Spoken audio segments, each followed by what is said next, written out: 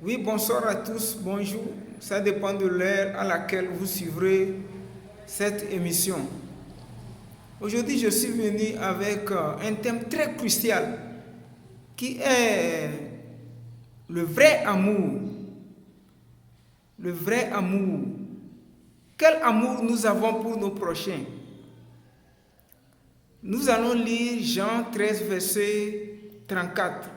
Je vous donne un commandement nouveau. Aimez-vous les uns les autres. Comme je vous ai aimé, vous aussi aimez-vous les uns les autres. À ceci, tous connaîtront que vous êtes mes disciples si vous avez de l'amour les uns pour les autres. Donc Jésus nous dit de nous aimer les uns les autres.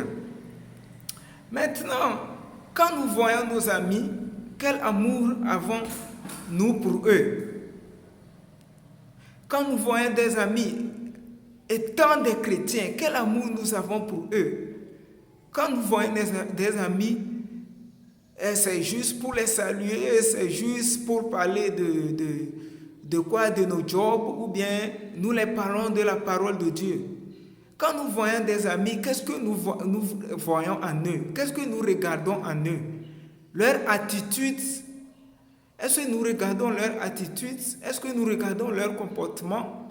Ou bien quand nous voyons des amis, nous regardons que la manière dont ils se sont coiffés, ils se sont tressés, la manière dont ils ont mis des cils, des sous-cils, la manière dont ils ont mis des ongles, ils se sont maquillés et autres. C'est ça que nous regardons. Et tant que chrétiens, c'est pas bon. Quand nous voyons des amis, nous regardons la façon dont ils sont luxueux. C'est pas bon. Des amis qui n'ont pas encore reçu la vérité, quand nous les voyons, parfois même, ils nous induisent en erreur et que nous-mêmes aussi, nous finissons par tomber. C'est pas bon. Quand nous voyons des amis,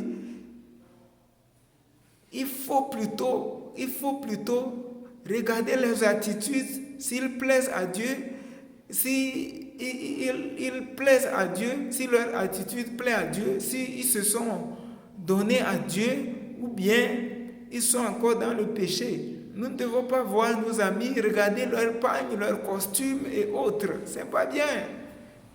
Tu aimes ton prochain. Est-ce que tu aimes ton prochain? Vraiment, tu l'aimes. Est-ce que tu vas accepter qu'il aille en enfer?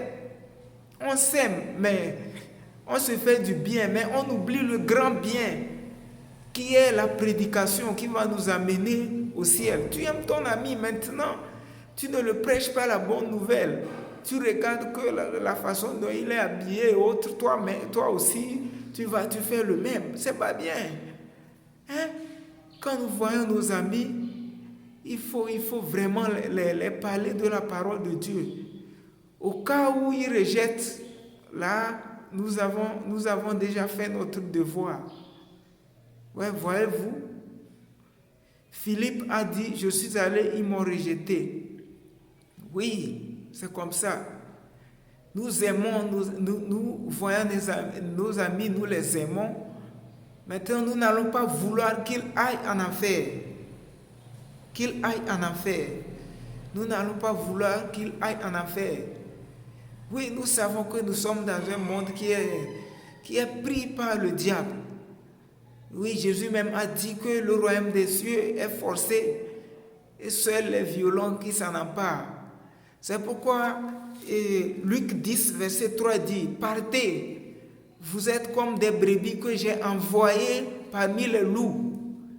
Donc, ce n'est pas à cause de la situation du monde que nous allons laisser de prêcher la bonne nouvelle.